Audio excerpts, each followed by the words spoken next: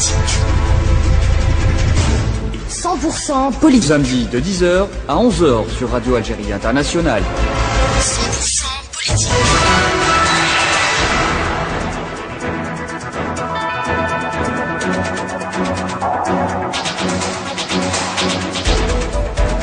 Mesdames, Messieurs, que vous soyez, merci de nous retrouver pour ce nouveau numéro de 100% politique, votre espace politico-médiatique, signé votre chaîne d'information.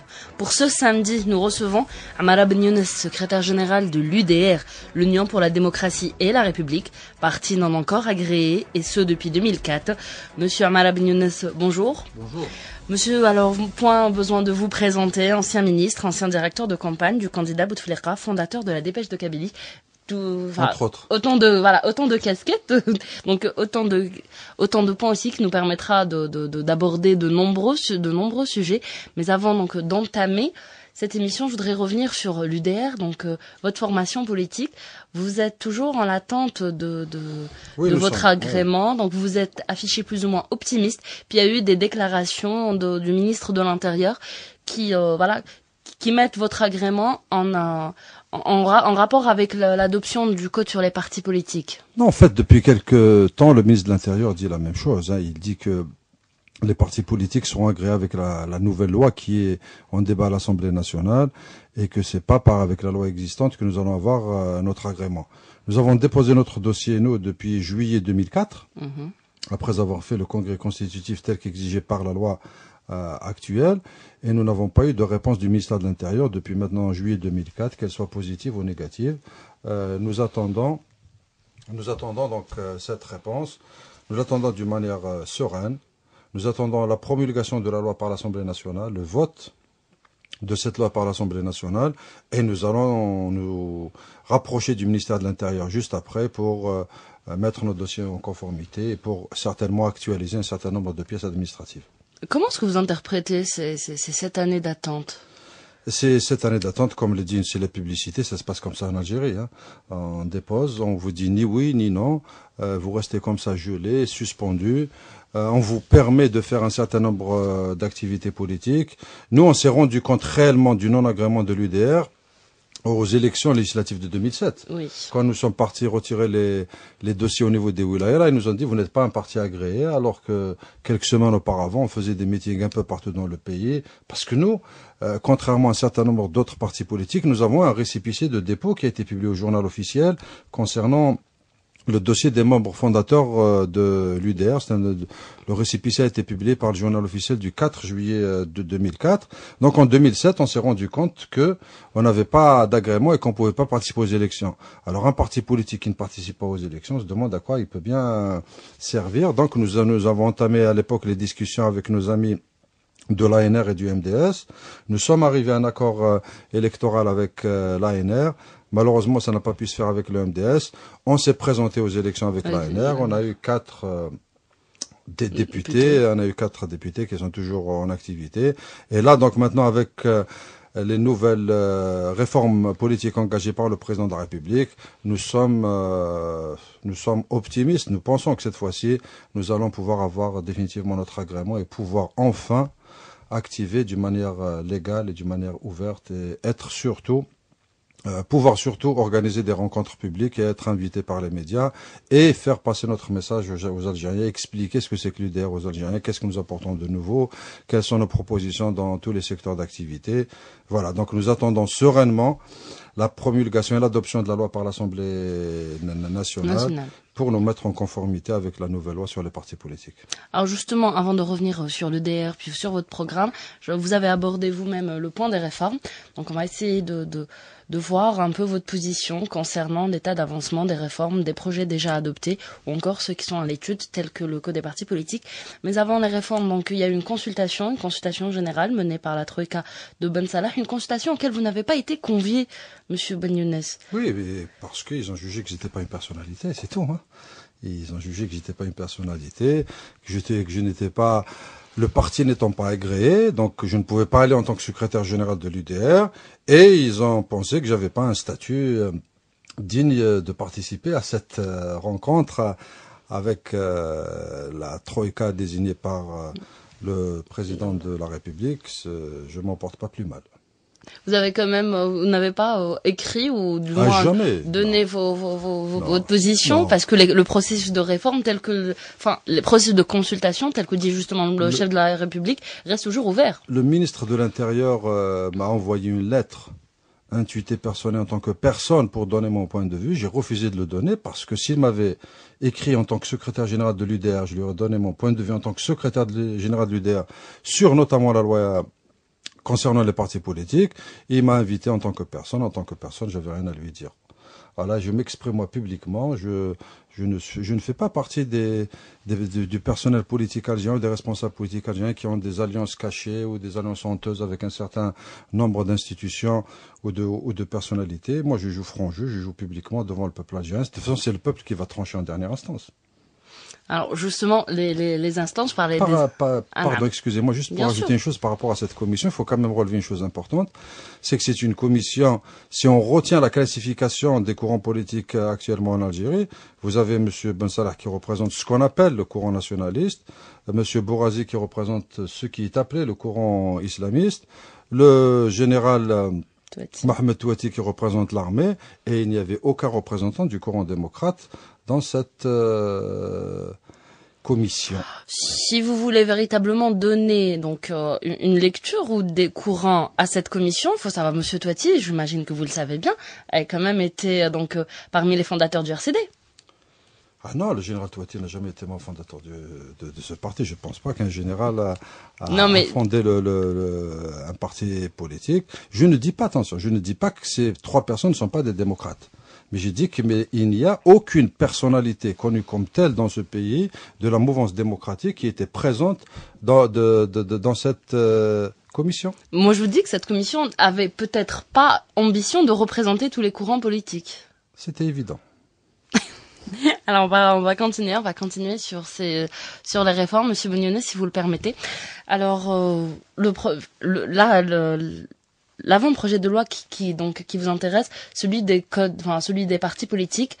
Votre lecture, est-ce qu'il répond aux attentes de la classe politique? Est-ce qu'il, pour vous, il va permettre un peu cette neutralité de l'administration, ce qui va permettre aux partis politiques de travailler librement? Et est-ce qu'il constituera quand même un cadre réglementaire au diapason des attentes de la population et des partis politiques? Non, franchement, non. Parce que moi, je ne connais pas un pays de démocrates où il y a une loi sur les partis politiques. Dans tous les pays de démocrates, le principe est un principe déclaratif. Vous allez voir l'autorité qui gère ça, soit la Wilaya en Algérie, soit le ministère de l'Intérieur. Vous déposez une demande vous déclarez que vous allez créer un parti politique avec un certain nombre de personnes et puis vous vous lancez dans le débat politique et c'est le peuple algérien qui va décider en dernière instance qui est représentatif ou pas. Là, il y a quand même 3 ou 4 grandes procédures longues qui donnent des pouvoirs exorbitants à l'administration pour décider d'agréer ou non un certain nombre de partis politiques. Même quand le ministre de l'Intérieur dit que dans cette loi actuelle, il y aurait des garde-fous pour protéger les partis politiques, je lui répondrai que ces garde-fous existaient dans l'ancienne loi. L'ancienne loi était très claire. Quand vous déposez votre dossier au niveau du ministère de l'Intérieur et qu'après 2 mois, vous n'avez pas reçu de réponse, vous êtes automatiquement agréé. Là, il y a quand même un droit de recours aussi. Il y avait le recours aussi. Il y a 7 ans, ça fait 7 ans et demi que nous attendons notre agrément. C'est-à-dire quand l'administration... Vous savez, en politique, les choses sont très simples. Quand vous mettez des articles qui donnent des pouvoirs à l'administration, c'est toujours contre-productif. Il faut vraiment laisser les politiques décider. Et là, le fait de mettre 3 ou 4 procédures pour arriver finalement à obtenir l'agrément des partis politiques, ce sont des freins qui sont inutiles parce que de toute façon, qu'ils le veuillent ou non, l'Algérie ira vers un régime démocratique, vers un régime de plus en plus démocratique et de plus en plus ouvert. Ces freins-là qu'ils mettent ne servent absolument à rien du tout. Parce qu'ils nous disent il faut que les partis respectent la loi. Bien sûr, les partis doivent respecter la loi. Les citoyens déjà sont obligés de respecter la loi. Donc les partis politiques encore plus. Il y a la Constitution, il y a un certain nombre de lois qui régissent le fonctionnement des institutions et les partis politiques doivent être intégrés dans ce registre-là. Ils doivent respecter la loi plus que les citoyens d'ailleurs. Justement, alors, vous évoquiez la Constitution. Est-ce qu'il aurait été plus judicieux pour vous d'amender avant la Constitution, avant de faire ces réformes? Est-ce que l'agenda tel que suivi actuellement, donc permettra, comme vous dites, de passer à un régime démocratique en Algérie? Moi, je pense que la première chose par laquelle il fallait commencer, c'est la loi sur les partis politiques. Il faut permettre l'émergence d'une nouvelle classe politique. Il faut permettre l'émergence de nouvelles figures, de nouvelles têtes sur la scène politique qui puissent débattre, qui puissent parler, qui puissent porter un certain nombre de projets, que ce soit politiques, économiques et sociaux. Il faut qu'il y ait un débat le plus large possible. Et le débat ne peut venir que des partis politiques en ce qui concerne notamment le débat sur la Constitution, bien sûr, auquel il faut rajouter la société civile qui doit être concernée d'une manière encore plus importante qu'elle ne l'est actuellement. Mais moi, ce qui m'importe dans la Constitution, c'est pas les agendas. Moi, je me suis prononcé contre la Constituante. Je crois que j'ai été un des rares personnages politiques de ce pays à me prononcer contre la Constituante. Moi, j'ai préféré, j'ai soutenu l'idée qu'il faut donner au président de la République le droit de proposer sa constitution. Et moi, je privilégie plutôt cette méthode-là de voter pour ou contre la constitution qui sera proposée par le président de la République plutôt que d'aller dans une aventure d'une assemblée constituante qui peut nous amener à un deuxième accident démocratique qui peut être beaucoup plus grave que celui qu'on a vécu en 91. Justement, donc vous le qualifiez vous-même d'accident démocratique. Vous continuez à penser que la plus grande menace qui règne sur l'Algérie, sur la stabilité politique du moins en Algérie, ce sont les intégristes islamistes. Le code des partis politiques justement interdit l'exercice politique aux partis responsables de la tragédie nationale. Donc sans le nommer expressément, on sait qu'il s'agit du fils d'Issou.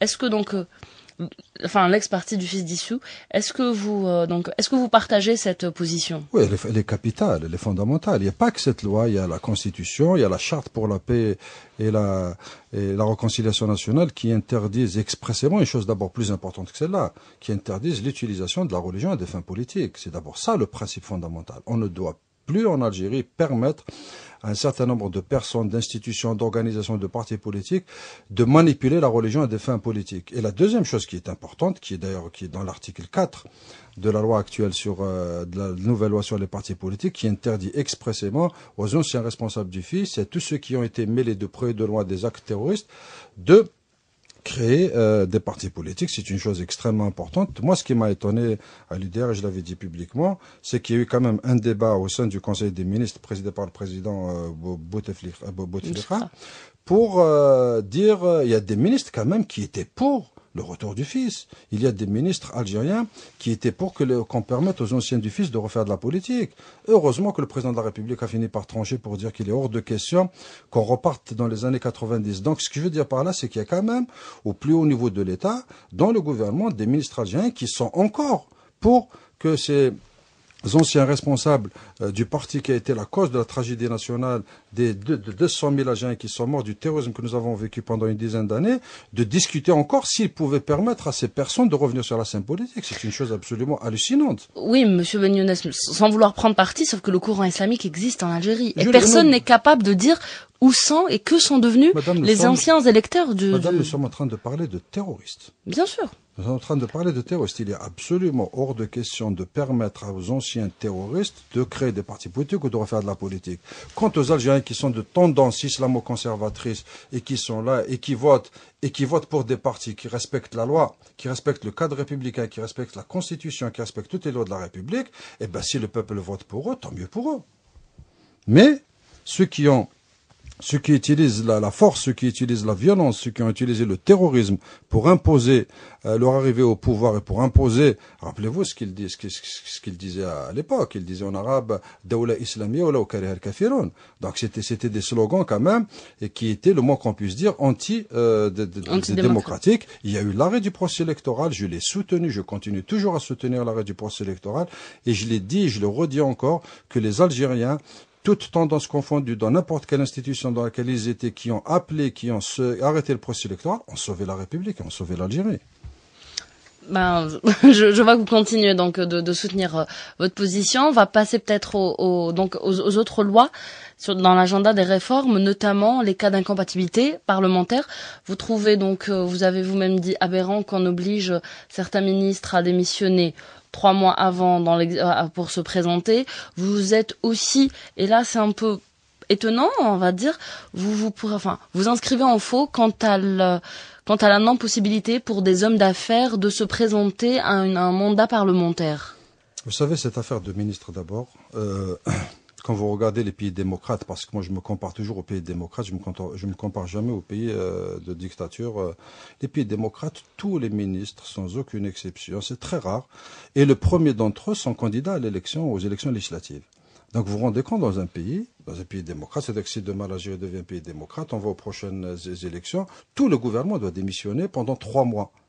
Pour nommer un gouvernement intérimaire de 3 mois, c'est une aberration. Ça ne peut pas se faire. Parce que vous imaginez, si un grave problème survient, arrive dans les 3 mois où il y a les élections, le pays est complètement paralysé, le pays est complètement bloqué, le pays doit être géré. Oui, Le problème, les Algériens, ils ont une suspicion par rapport à la régularité des élections. L'administration aussi, l'utilisation de l'administration. Oui, si on utilise les moyens d'un ministère, le papier, l'affichage, les voitures, on n'est pas au même piédestal qu'un candidat. Mais moi je l'ai dit, moi j'ai donné la solution. Si tous les partis qui pensent qu'il va y avoir fraude électorale, qui suspectent le processus électoral, se réunissaient dans une coordination pour sauvegarder les urnes, pour protéger le vote et pour créer une commission de surveillance des élections qui soit vraiment une commission forte et puissante, aucun ministre ne pourra faire ça et les élections pourront être protégées. Mais si effectivement, si nous restons dans la situation actuelle, où les partis politiques sont totalement éparpillés, où les ministres font pratiquement ce qu'ils veulent, vous pensez, entre nous, vous pensez qu'il suffit qu'un ministre démissionne pour qu'il bénéficie pas des moyens de l'État? Non, le problème il est ailleurs. Et puis ça ne concerne que 15 à 20 sièges. Et puis sur le principe du fonctionnement démocratique, si on est réellement des démocrates, les ministres, ils ont le droit de se présenter aux élections et de continuer à gérer leur département ministériel. Quant aux hommes d'affaires, c'est vraiment, vous savez, en Algérie, il y a toujours de la fuite en avant, les gens qui cherchent des fous fuyants. Le problème, le drame qu'a vécu l'Algérie, ce n'est pas l'immixtion des hommes d'affaires dans la politique, c'est l'immixtion de la religion dans la politique. Et les gens veulent fuir ce problème pour nous imposer un autre débat. C'est quoi un homme d'affaires? Un homme d'affaires parce que pour ces partis politiques qui proposent ça, ils disent que tous les hommes d'affaires algériens sont des voleurs, sont des bandits, sont des truands. C'est pas vrai du tout. C'est pas vrai du tout. Il y a beaucoup d'Algériens qui ont gagné de l'argent à la sueur de leur front, qui ont travaillé, qui ont fait de belles réalisations, qui ont de belles usines. En quoi on va interdire à un Algérien qui a réussi matériellement, qui a une société, qui a une usine, en quoi on va lui interdire de se présenter à une élection législative? Dans tous les pays du monde, vous avez des hommes d'affaires qui sont dans les assemblées. Il y a maintenant l'incompatibilité, c'est de rester gestionnaire de son entreprise. Ça c'est clair, ça c'est interdit. Dans tous les régimes électoraux du monde, c'est interdit. Sauf que il faut quand même revenir à une certaine réalité qui est la pratique politique en Algérie, et on est quand même arrivé, paraît-il, à monnayer un siège de député. Oui, mais ça, madame, c'est la faute des partis politiques. Ça, ce sont les chefs de partis politiques qui encaissent cet argent. C'est à eux de dire, c'est à eux de surveiller, c'est à eux que la justice doit s'intéresser. Vous vous rendez compte? D'ailleurs, ça nous emmène à notre débat sur ce qu'ils appelaient le nomadisme politique. Oui. Ils voulaient interdire aux députés de changer de parti politique, c'est-à-dire un député, quand il rentre à l'Assemblée, il a une condamnation ferme de 5 ans dans un parti politique, il ne doit pas bouger. Pourquoi on se pose pas la question, pourquoi ces députés quittent ces partis politiques? Ils les quittent, de mon point de vue, pour quelle raison? Ils les quittent d'abord parce qu'il n'y a pas de fonctionnement démocratique à l'intérieur de ces partis politiques. Et deuxièmement, à la veille des élections législatives, qu'est-ce qui se passe dans les partis politiques? Ils ouvrent les portes, ils ouvrent les fenêtres, n'importe qui peut rentrer dans ces partis politiques. Alors effectivement, il y a les gens qui arrivent avec les sacs d'argent, qui voient les chefs de parti ou qui voient les chefs des partis qui sont dans les localités et qui leur donnent de l'argent et qui se présentent. Mais à la base, ces chefs de parti savent que ces gens-là, ce ne sont pas des militants. Ils rentrent pour régler un certain nombre de problèmes. Mais ça, c'est aux partis politiques de faire le ménage. C'est aux partis politiques de décider, de dire, est-ce que celui-là, réellement, c'est un militant ou pas pour qu'il soit digne d'être députés. Mais le problème, il est au niveau des partis politiques, il n'est pas au niveau des hommes d'affaires. Est-ce que vous pensez qu'un candidat qui a été élu donc à l'Assemblée n'est pas aussi élu sur la base du programme de 100 partis? Vous savez, madame, quand vous êtes élu à l'Assemblée nationale, on les appelle d'abord les représentants du peuple. Ils représentent le peuple, ils ne représentent pas les partis politiques. Il faut qu'on sorte de ce monopole exercé par les partis politiques. J'ai été député d'un parti politique, d'une wilaya, c'est clair. Mais j'ai été élu par la population, c'est pas sur la base du programme mais bien sûr, de votre parti. Mais bien sûr. Mais pourquoi les chefs de partis politiques, eux, on non plus ne commettent pas d'erreurs? Pourquoi on accuse toujours les députés de faire des erreurs? Pourquoi ce problème ne s'est jamais posé dans les démocraties occidentales? Pourquoi ce genre de problème ne se pose pas? Parce que c'est des vrais militants et de vrais partis politiques qui sont gérés de manière démocratique. Le problème se pose au niveau des partis politiques qui ne sont pas gérés de manière démocratique. S'il y avait de la démocratie interne dans les partis politiques, on ne serait pas arrivé à ça. Et vous pensez qu'à l'intérieur des partis, il n'y a pas de courant pour pouvoir régler ces problèmes-là? Mais pourquoi il les règle pas? Il les règle pas parce que, en tout cas, on voit qu'il les règle pas parce que les députés les quittent. Et pas uniquement d'abord les députés qui les quittent. Quand vous voyez les partis politiques, la majorité des militants les ont quittés, la majorité des responsables de ces partis politiques ont démissionné. Ça ne concerne pas uniquement les députés. Et puis très franchement, quand tout ce débat-là qu'ils ont essayé de nous imposer, ça concerne, je crois, 1 ou 2 partis politiques, c'est tout, qui ont des problèmes de nomadisme politique. Justement, alors on va peut-être passer à l'avant-projet de loi, donc à la loi maintenant. Donc la loi organique pour la promotion de la promotion de la représentativité féminine dans les assemblées élues. Donc un panier de quotas a été proposé. Vous avez vous-même déclaré que si l'UDR avait son agrément, il participerait donc aux prochaines législatives de 2012. Pensez-vous pouvoir répondre à ces critères et à ces quotas réservés aux femmes? En tout cas maintenant, il y a une loi. Un parti qui ne répond pas ne peut pas participer. Donc tous les partis doivent se conformer à la loi. Mais si vous permettez, j'aimerais dire une chose quand même importante sur le rôle et la place de la femme algérienne. Je le dis et je le dis avec beaucoup de calme et beaucoup de sagesse, mais aussi beaucoup de détermination. La première injustice qui frappe la femme algérienne, c'est le code de la famille. On ne peut pas continuer à avoir ce code de la famille en 2011. Franchement, c'est un code qui est honteux pour un pays aussi grand que l'Algérie. Donc, je demande encore au président de la République, qui a fait des amendements importants en 2004 ou en 2005, d'aller vers l'abrogation de ce code de la famille.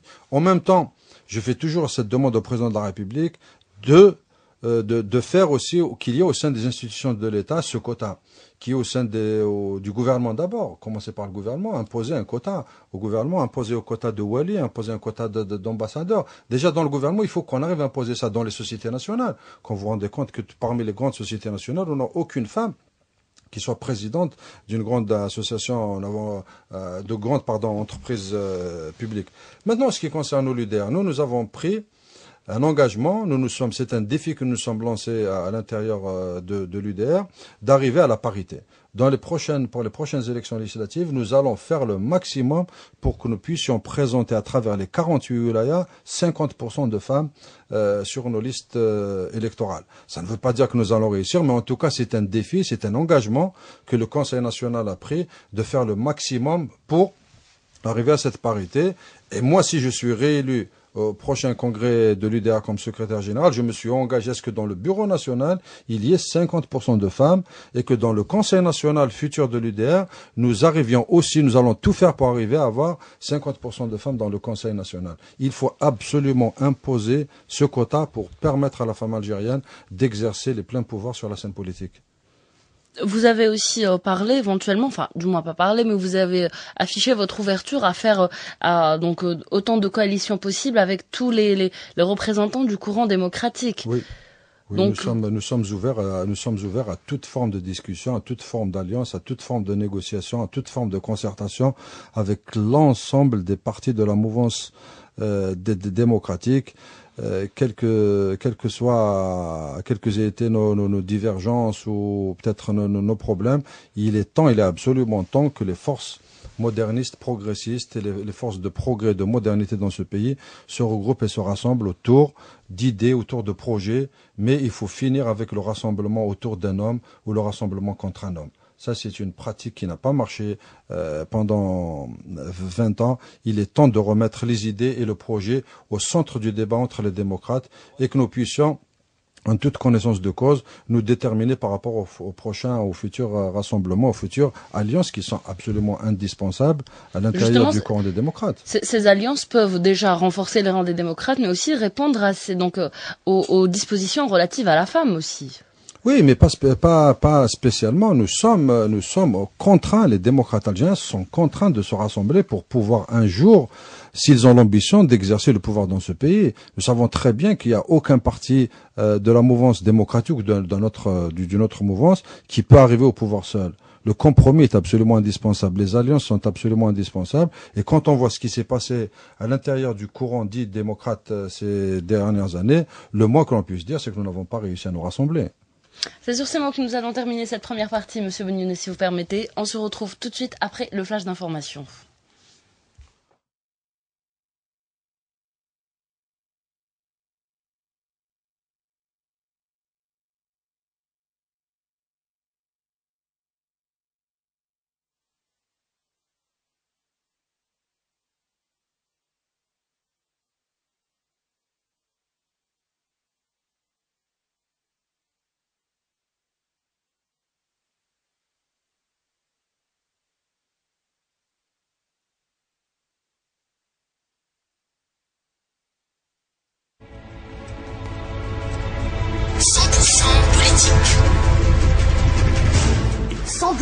Politique. Samedi de 10h à 11h sur Radio Algérie Internationale.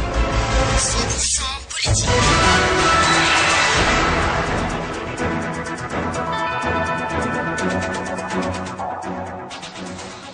Merci de nous retrouver pour cette deuxième partie de 100% politique. Pour ce samedi, nous recevons Monsieur Amara Benyounès, le secrétaire général de l'UDR, l'Union pour la démocratie et la République. Merci, Monsieur Benyounès, merci encore d'avoir accepté notre invitation. Avant de se quitter, nous évoquions les réformes politiques, leur concrétisation au stade de loi. Un avant-projet de loi qui est à l'étude justement actuellement, c'est l'avant-projet de loi portant sur le code de l'information.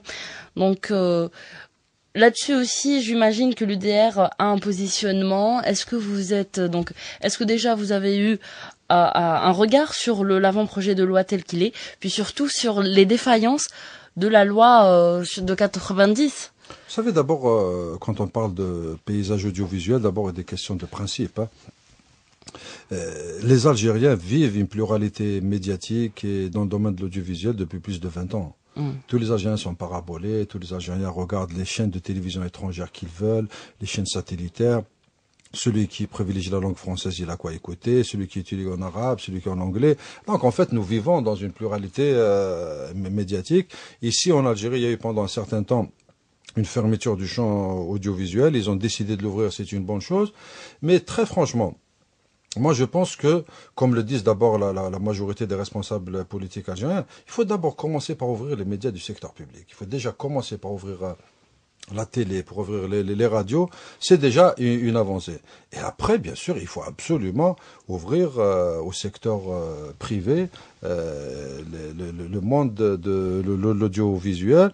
Il faut plus avoir la peur qu'ont un certain nombre de responsables politiques algériens. Il y a un cahier des charges qui sera imposé à ces nouveaux investisseurs dans le domaine de l'audiovisuel. Et je pense très franchement qu'avec l'expérience que nous avons eue ces 20 années dans le domaine politique, je pense que nous pourrons gérer d'une manière sereine et d'une manière efficace l'ouverture du paysage du champ audiovisuel au secteur privé algérien. Et il ne faut pas qu'il y ait d'entrave dans cette ouverture en dehors de celle du respect de la loi. Et concernant l'émergence de presse partisane? Oui, la presse partisane. En fait, la presse partisane, elle a existé. Oui. Elle a existé pour des difficultés financières. Vous savez, c'est très très difficile de gérer un journal d'un parti politique. L'impression coûte cher. Et les ventes ne sont pas très importantes. Il n'y a aucune aide de l'État, il n'y a aucune subvention de l'État par rapport à cette activité qui est importante. Donc tous les journaux pratiquement des partis politiques ont été contraints de fermer faute de moyens. D'ailleurs, si vous permettez un mot sur les moyens des partis politiques, il est quand même incroyable dans ce pays qu'il y ait des partis politiques qui disposent des moyens colossaux de l'État, des locaux par centaines à travers le territoire national, qui ont les voitures de l'État, qui utilisent tous les moyens de l'État, et d'autres partis politiques qui ne peuvent même pas bénéficier d'un siège au niveau national. Et après, on nous demande d'aller faire une compétition électorale avec ces partis politiques. Il y a quand même un parti politique qui dispose, d'après ce qu'on dit, de presque 3000 locaux. 3000 locaux, alors que nous, l'UDR, nous n'arrivons même pas à avoir un siège national. Là, c'est le vrai problème. Là, c'est un vrai problème. Il faut absolument Il faut absolument que l'État récupère l'ensemble des biens qui lui appartiennent et qui sont entre les mains des partis politiques. Mais toute la question de séparer justement l'administration du politique est là. Absolument. Il faut, Yves, là, c'est le vrai problème. Là, c'est le vrai problème de concurrence déloyale qu'il y a entre les partis politiques. Il faut absolument récupérer l'ensemble des biens des partis politiques entre les mains de l'État. Et pour éviter ce dont on parlait tout à l'heure aussi, la présence massive de ces sacs d'argent dans les partis politiques, il faut faire ce qui a été fait dans les démocraties occidentales. Toutes les démocraties occidentales maintenant financent leurs partis politiques publiquement. Il faut un financement public des partis politiques pour justement éviter l'immersion de cette... Mais comment pouvoir être juste avec tous les partis si la finance est publique? Non, c'est pas une question de justesse. C'est les partis politiques sont financés en fonction du nombre de députés, en fonction du nombre d'élus qu'ils ont. Un parti politique qui se présente aux élections, qui n'a pas pu avoir d'élus, n'a pas à avoir de subventions. Mais un parti politique qui a des élus et qui a gagné des élections doit être financé par le gouvernement. Il faut que les Algériens comprennent que la démocratie elle a un coût et que les Algériens doivent supporter ce coût. Il vaut mieux qu'il y ait un financement des partis politiques par le gouvernement d'une manière transparente et légale, plutôt que de laisser tous les financements douteux et tout ce dont on parlait depuis tout à l'heure en ce qui concerne l'achat, par exemple, des sièges de députés. Voilà, donc il faut un financement public des partis politiques. Et vous pensez donc, est-ce qu'on devrait aller justement vers autant d'ouverture? Est-ce que vous, voilà, je sais pas si vous comprenez en fait ma question. Ce que je veux dire, c'est donc on le sait après l'échéance donc après le rendez-vous électoral de 2012, on va vers l'amendement de la Constitution, donc révision, amendement, profondeur ou juste quelques articles, on le sait pas encore. Mais est-ce que pour vous, il faudrait revoir le système politique en Algérie? Notamment le parlementaire, le semi-présidentiel, vous parlez de fédération. Donc, vous savez, le problème, l'urgence pour nous vraiment, la priorité numéro 1 actuellement dans notre pays, c'est la sauvegarde du caractère démocratique et républicain de l'État algérien. Ça, c'est vraiment la priorité des priorités. Il faut absolument préserver la nation algérienne d'un deuxième accident des démocratiques qui peut nous coûter plus cher qu'avant et dont l'Algérie risque peut-être de ne pas se relever. Une fois ce préalable acquis, nous, à l'UDR, quand on a eu la discussion entre nous, nous pensons plus pour l'instant vers un régime semi-présidentiel où il y a un président de la République qui est élu au suffrage universel, qui dispose d'un certain nombre de pouvoirs, et un Parlement qui est élu directement aussi par le peuple et qui dispose d'un pouvoir, et la majorité. Le chef du gouvernement doit sortir de la majorité qui se trouve au sein de ce Parlement et équilibrer les pouvoirs entre le président, l'Assemblée nationale et le chef de l'exécutif, arriver à un équilibre de pouvoir. Le temps qu'on traverse cette période, après on verra bien ce que le peuple algérien va décider dans une autre étape, s'il y aura dans quelques années une autre révision de la Constitution pour aller, parce que la tendance mondiale, quand même qu'on le veuille ou non, la tendance mondiale va vers un régime plus parlementaire que présidentiel. D'autant plus qu'avec le semi-présidentiel, il risque d'avoir des problèmes de bicéphalisme, donc de cohabitation qui n'est pas toujours évidente. Oui, mais en même temps, si vous voulez, c'est le régime qui nous permet de prendre le maximum de précautions pour éviter un dérapage qui peut nous coûter cher. D'accord. Nous avons terminé ce chapitre concernant les réformes politiques. On va essayer de s'intéresser à l'UDR. Donc déjà, vous présentez votre parti, l'Union pour la démocratie et la République, comme étant du courant moderniste, progressiste et nationaliste. Donc déjà, est-ce qu'on n'a pas passé un peu l'étape progressiste ? Est-ce que, voilà, c'était pas plus dans un courant historique? Est-ce que maintenant on parle encore de courant progressiste en Algérie? Non, nous, vous savez, il est très difficile, vous savez, les termes en Algérie ont tellement été galvaudés, les termes ont tellement été mal compris, mal interprétés, parce que normalement, quand on dit nous sommes de la mouvance démocrate, tous les partis sont censés être des démocrates. Quand on dit nous sommes un parti patriote, tous les partis sont censés être des partis patriotes. Nous sommes un parti démocrate républicain. D'ailleurs, nous nous appelons Union pour la démocratie et la République. Nous sommes de tendance moderniste parce que par rapport aux questions sociales, nous sommes porteurs d'un projet qui essaye de libérer la société et qui essaye d'aller d'aller à l'encontre du conservatisme de la société algérienne. Sur le plan de l'économie, nous sommes foncièrement pour l'économie de marché. vous savez, maintenant dans le monde entier, il y a un principe qui s'est imposé en termes d'efficacité économique et de justice sociale. Mais il ne peut pas y avoir de justice sociale sans efficacité économique. Et dans le domaine de l'économie, nous disons un certain nombre de choses. Qu'entre autres, par exemple, l'économie algérienne souffre de deux handicaps qui sont extrêmement importants. Le premier handicap, c'est que ça reste toujours une économie bureaucratique, rentière, une économie socialiste, une économie dirigée, une économie étatiste, et d'un autre côté, ça reste toujours une économie rentière, une économie pétrolière. Ce n'est pas du tout une économie de production, quand vous savez que plus de 98% de nos exportations dépendent des seules ressources oui, monsieur Benyounès, ça dure depuis 50 ans. Justement, depuis 50 ans, on essaie de sortir avec une économie avec une économie basée sur l'industrie, l'agriculture, et donc toutes les politiques parlent aussi de cette ouverture. Oui, les personnes, voilà. Comment est-ce que vous, à l'UDR, vous pourrez concrétiser cela sans que ça reste un vœu pieux? Les choses, elles sont très simples. C'est un vœu pieux de la part du gouvernement, de la part de ceux qui ont géré ce pays. Et ce sont eux qui ont échoué. C'est pas moi qui ai échoué dans ça. C'est les différents pouvoirs depuis 62 qui ont échoué de faire diversifier l'économie algérienne, de la ramener vers une économie de production et ça fait 20 ans. Je me suis mal fait comprendre. Oui, ça fait 20 ans que nous échouons aussi dans le passage vers l'économie de marché, que nous trichons. Ils nous ont inventé à un moment donné les fonds de participation, après les holdings, maintenant c'est les SGP, parce qu'en fait, moi je le dis, je le redis, on ne peut pas construire une économie de marché avec des socialistes. C'est absolument impossible. L'ère du socialisme d'État est révolue, le mur de Berlin est tombé, l'URSS n'existe plus, même le Parti communiste chinois s'est converti à l'économie de marché, le Parti communiste vietnamien s'est converti à l'économie de marché. La Chine est devenue grande puissance économique que depuis qu'elle a adopté l'économie de marché. Et nous sommes encore à la traîne de la traîne quand vous pensez que nous sommes peut-être le seul pays au monde avec la Corée du Nord à avoir des hôtels qui sont gérés par l'État. Vous vous rendez compte, la majorité des hôtels algériens sont encore gérés par l'État. Les stations-service sont encore gérées par l'État. Nous ne sommes pas encore en train de parler de privatisation des grandes entreprises publiques qu'ils disent stratégiques. Nous parlons du BABA. Nous ne sommes pas encore en train de l'économie de marché. Et donc, au moins que nous commençons par les choses évidentes. Au moins que l'État vende tous les hôtels dont il dispose. Et tout le monde sait dans le monde entier, on sait qu'on ne peut pas faire du tourisme avec des fonctionnaires. Ça, c'est des choses qui sont révolues. Et le passage à l'économie de marché, on ne peut pas aller à l'économie de marché avec un secteur informel dominant. Le ministre du commerce reconnaît lui-même qu'il y a plus de 65% du commerce algérien qui est dans l'informel. Comment vous pouvez bâtir une économie avec autant d'informel? Est-ce que vous êtes pour ceux qui pensent qu'il faut intégrer l'informel dans l'économie? Mais l'informel, il doit rentrer dans les rangs d'abord. C'est parce que ça, c'est le non-État, c'est l'absence de l'État. Quand vous avez des villes entières qui sont gérées par ce qu'on appelle des trabandistes, mais c'est l'absence de l'État. L'État doit reconquérir tous les territoires de l'État de la nation algérienne.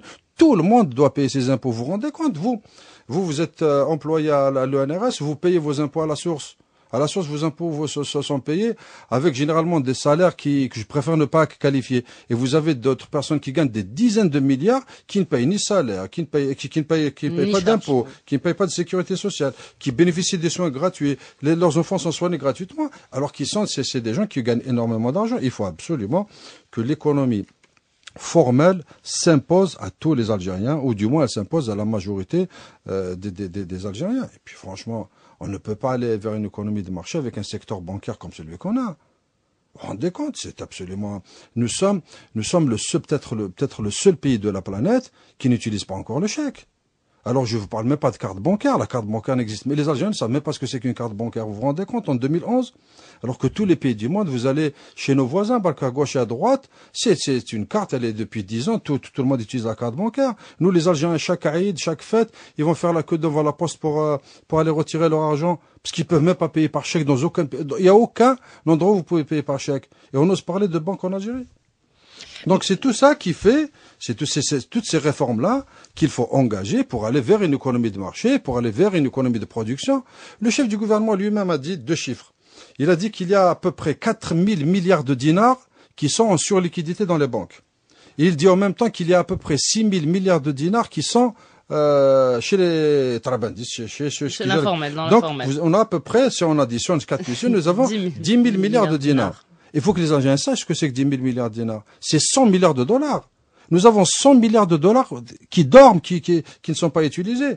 Vous vous rendez compte, si 100 milliards de dollars, s'ils sont injectés dans le secteur bancaire, et si avec cet argent, on aide les entreprises algériennes, on aide les jeunes Algériens qui veulent se lancer dans le commerce, qui veulent se lancer dans l'industrie, mais c'est comme ça que le pays va se relever. C'est aussi peut-être une question de mentalité. Il y a beaucoup qui se cachent derrière la mentalité de on ne fait pas confiance au système. Les Algériens, madame, moi je vis avec eux, je les connais, les Algériens ce ne sont pas des socialistes. Les Algériens sont des libéraux. Les Algériens sont des gens qui veulent se débrouiller seuls si l'État ne leur fait... Vous vous rendez compte, on parle par exemple le commerce informel. Tous les petits jeunes qui se sont débrouillés seuls, qui ont quitté le système éducatif, qui ont été jetés dans la rue par le système éducatif, qui partent en Syrie, qui partent en Turquie, qui partent en Thaïlande, qui partent en Chine, et qui font des affaires, et qui ramènent, et qui se débrouillent, et qui montent des entreprises. Vous vous rendez compte, ces jeunes-là, s'ils sont aidés par l'État, s'ils sont pris en charge par les banques, ils peuvent faire des choses extraordinaires. Mais non. On les brime, on leur donne pas. Ils préfèrent donner 1 milliard de dollars de crédit à quelqu'un, à une entreprise, d'ailleurs après qu'il ferme, qu'il coule, qu'il mette en prison. Ce milliard de dollars, moi je préfère le distribuer à 200, 300 000 Algériens qui vont créer des petites entreprises de 2-3 personnes. Ça me fait 700, 800 000 emplois qui sont créés. Non, mais quand vous dites, on a tendance à confondre le socialisme et la protection des couches sociales. Et je pense que c'est là où la difficulté existe. Non, vous savez, le problème, le débat, il est très clair. Il est très clair. Il y a qu'en Algérie, si vous voulez, on va pas vers ce genre de débat. Dans le monde entier, maintenant, vous savez, la frontière entre le socialisme libéral et le libéralisme social, vraiment, c'est une frontière qui est difficile à trouver. Le monde entier, dans le monde entier, qu'on le veuille ou non, l'économie de marché s'est imposée. C'est terminé, qu'on le veuille ou non. Allah, il y a beaucoup d'Algériens qui ont été peut-être socialistes dans leur vie antérieure, mais le socialisme, Allah yarham, c'est terminé, le socialisme, il est mort. C'est définitivement terminé. Attendez. Il y a aussi l'interprétation qu'on fait de tous ces indignés en Europe, de toutes ces crises qui parlent aussi de l'échec du capitalisme. Et l'échec du système vous libéral. Savez, madame, il y a 3 ou 4 Algériens qui parlent d'échec du capitalisme. Le capitalisme n'a pas échoué dans le monde entier. Il y a eu une crise du système financier mondial qui est connue. Mais vous avez vu, vous, Barack Obama ou Nicolas Sarkozy ou Angela Merkel intervenir pour nationaliser une entreprise. C'est terminé tout ça. Ils sont intervenus pour sauver leurs banques. Parce que les banques ont fait des... Parce qu'il fallait sauver On fait des spéculations, mais le système capitaliste dans le mode de gestion, dans le mode de production capitaliste, qu'on le veuille ou non, il n'y a pas mieux. Il n'y a pas mieux. Et nous, vous vous rendez compte, nous sommes, je pense que nous sommes peut-être l'un des rares pays au monde avec la Corée du Nord et l'Albanie à discuter encore s'il faut aller vers l'économie de marché. Et en plus, avec la mondialisation, ça c'est imposé, c'est terminé. J'ai entendu des responsables politiques algériens parler du retour aux aswaq al-fallah. Vous vous rendez compte? Ils veulent qu'on reparte dans le cauchemar des années 70-80. On va faire la con, on sait même pas pourquoi dans un souk al-fallah pour prendre un bidon d'huile complètement déformé, un jus d'orange de Rouiba. Ben, c'est terminé tout ça. En plus, les Algériens n'accepteront plus parce que les Algériens maintenant ils ont vécu, ils savent, ils voient quand ils vont dans le marché, ils ont un certain nombre de produits à leur disposition. Maintenant, il faut que l'entreprise algérienne suive parce que tout ça c'est de l'importation. Vous savez, nous allons importer à peu près autour de 40 milliards de dinars. Oui. Nous, en dehors des hydrocarbures, nous n'exportons même pas 1 milliard de dollars. Le problème, il est là. Donc, il faut absolument passer à une économie de production. Et l'économie de production, c'est aider les Algériens à aller vers des investissements dans l'industrie. Puis autre chose dans le domaine de l'économie, moi, ce qui me choque profondément, c'est cette affaire de société d'importation. Vous vous rendez compte, il y a la loi algérienne dit que dans les importations, les entreprises étrangères peuvent avoir jusqu'à 70% du capital et les Algériens 30%. On est en train de voir, moi je parle d'Alger, je vois ce qui se passe à Alger, on voit des restaurants qui s'ouvrent, on voit des supérettes qui s'ouvrent qui appartiennent à des étrangers. Mais tout le monde sait que ces gens-là, leurs familles ne vivent pas ici, tout le monde sait que ces gens-là font du trafic de devises pour sortir leur argent. Et personne ne leur dit quoi que ce soit. On sait. On le voit, les étrangers qui vous vendent, je citerai pas de nationalité pour ne pas créer de problème, mais on voit des étrangers qui ont des supermarchés ici en Algérie. Et on sait que ce sont des sociétés de droit algérien. Donc ils peuvent pas exporter leurs bénéfices. Et tout le monde sait que leurs familles vivent dans leur pays. Et tout le monde sait que ces gens-là font du trafic de devises. Et personne ne les arrête. Et en même temps, dans la production, on dit aux étrangers, non. Dans le système, dans la production, vous ne pouvez pas dépasser 49%. Vous avez mis 49%. Moi, demain, si j'arrive au pouvoir, si demain l'UDR est élu, nous allons inverser la tendance.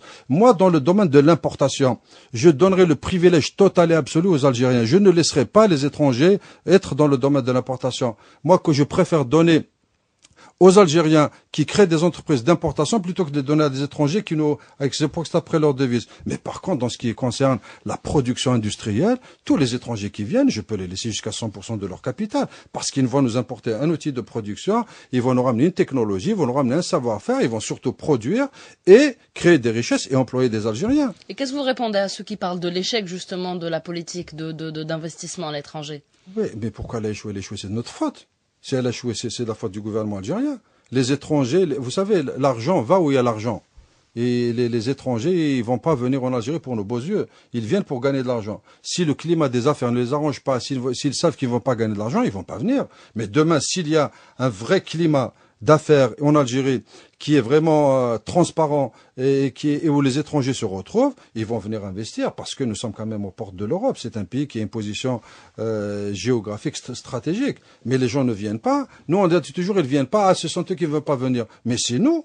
C'est de notre faute si les étrangers ne viennent pas. Si demain nous mettons en place les instruments qu'il faut pour capter ces étrangers, pour les drainer pour qu'ils viennent dans le pays, ils vont venir. Mais si nous restons comme ça avec des changements de loi tous les 6 mois, on change de loi, eh ben les étrangers, vous savez, le capital n'aime pas l'instabilité. Le capital, il va là où c'est stable. Le jour où l'Algérie sera stable, avec des lois stables, avec un environnement qui encourage l'investissement, nous allons avoir des étrangers qui vont venir et qui vont venir peut-être même d'une manière massive pour investir. Mais s'ils ne viennent pas, il ne faut pas qu'on les accuse eux, c'est de notre faute. Votre positionnement, Monsieur Ben Younes, le positionnement de l'UDR concernant le secteur de la santé, un secteur que vous connaissez un peu pour avoir justement donc occupé le poste de ministre de la santé. Donc un état des lieux peut-être et quelles sont vos propositions? Qu'est-ce que vous auriez aimé faire, que vous n'avez pas fait, que vous voudriez faire actuellement? Ça, j'aurais aimé faire beaucoup de choses, mais malheureusement, je ne suis resté que 8 mois à la tête de ce secteur. Mais la santé va mal, comme le reste du pays. C'est pas le seul secteur, malheureusement, qui va mal dans ce pays. Seulement, le secteur de la santé, on voit qu'il va mal parce que les Algériens se déplacent dans les hôpitaux, ils voient dans quel état sont les hôpitaux, ils voient comment ils sont accueillis, comment ils sont soignés, comment ils sont traités.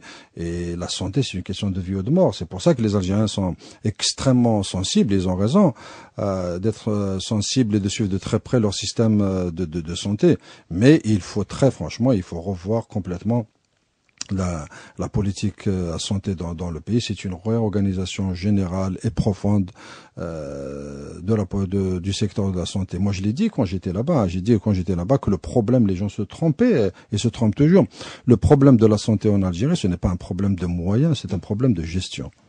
Les gens se trompent, ça ne sert à rien de mettre des dizaines et des dizaines de milliards ou de millions d'euros dans un secteur qui est mal géré parce que par principe, par définition, il est mal géré. Donc vous mettez autant d'argent que vous voulez, cet argent sera mal géré.